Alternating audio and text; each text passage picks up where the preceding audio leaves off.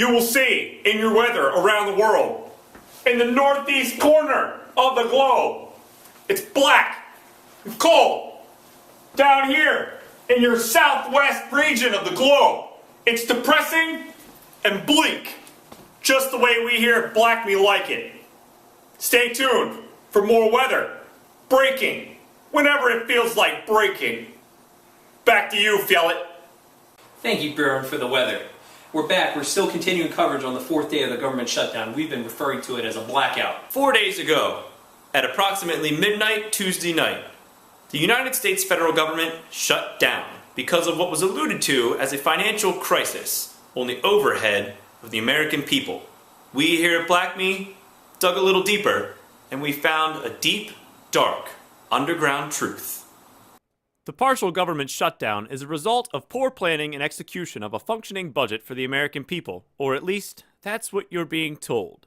Republican John Boehner is leading the way in the stalemate between his constituents and the Democratic Party. But why the interest in arresting funds across the nation? It all starts in Stockholm in the late 80s. Boehner traveled abroad often in his early 40s, but Sweden was his one true love. The music is what really did it for him. Mayhem was all he talked about, mentions longtime friend Gelv Nagel of Darkthrone.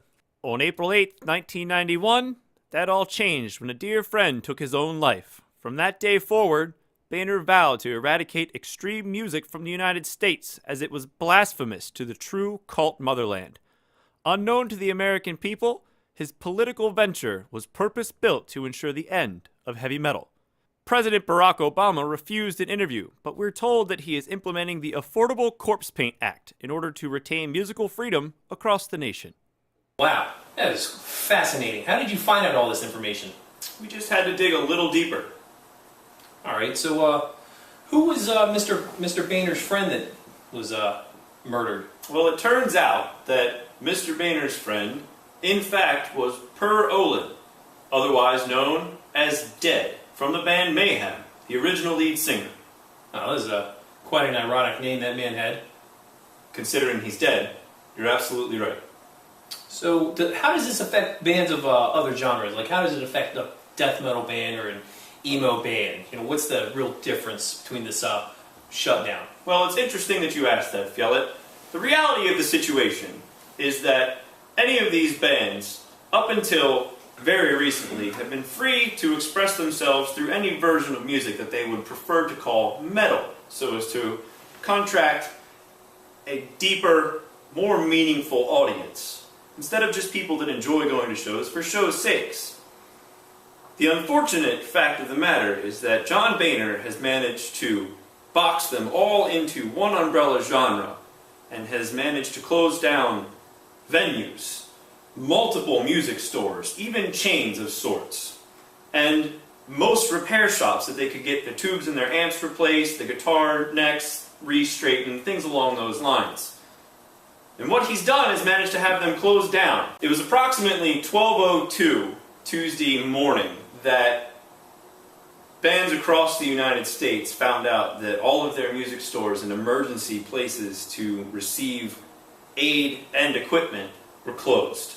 There were multiple members from death metal bands, emo-core bands, and even a few bands that are referred to as indie jazzcore with a lemon twist. They couldn't get the supplies that they needed. So what you're saying is, like black metal bands couldn't get any corpse paint, or death metal bands couldn't get their corn syrup. That's exactly what it is. Exactly what it is. Emo bands couldn't get the styling stuff for their hair. Precisely. And most of these things, people didn't know that there was such a widespread amount of funding to all of these items. You would think they would just go to, their local music store, and they could receive drumsticks, guitar picks, strings of any sort, buy a new guitar, a new drum set if they wanted. It turns out that styling gel, as you mentioned, was under this umbrella, so they were taken off the shelves at their local Rite Aids. Anal suppositories for people that need to take their drugs before they get onto the stage for panic disorders. Those things also taken off the shelves. Most pharmacies were closed down because you can't possibly get Adderall to get on stage. You can't stay awake at that point, so now a lot of these bands are out of their money and now out of work. That is terrible. It's awful. It's awful to know that the youth of this nation can't rock out with their cocks out. How does President Obama fit in this equation? Well, as mentioned, President Barack Obama has decided that he needs to implement the Affordable Corpse Paint Act. It sounds as if this act would only be for black metal folk. And it turns out that it's more of an umbrella for freedom of metal for everybody. You see, this act clearly points out a sliding scale for your greater income musicians and your lower income musicians, down to the musicians that don't make any money, such as the musicians in bands like SOBP.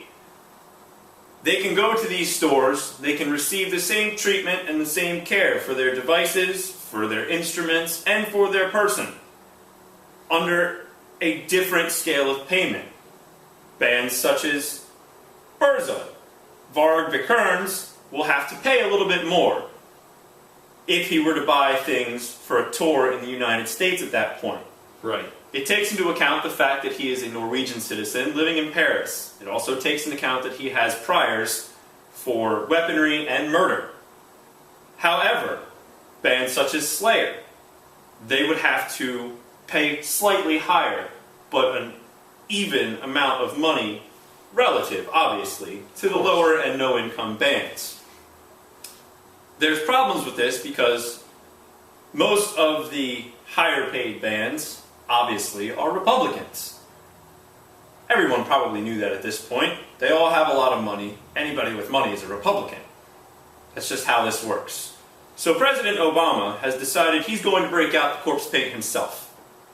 And he's going to fight, one-on-one if he needs to, Republican John Boehner, in order to get this entire ordeal solidified, in stone, etched, with a hammer and chisel by his own hand if need be, so that metal musicians across the nation are free to rock on. After the break, we'll be catching up with a ghoul in the scene, Frigidaire. He is live at the Canadian border, informing us on how the Canadian death metal scene has come together to the aid of their American brothers. All this and more, Blacme News Network.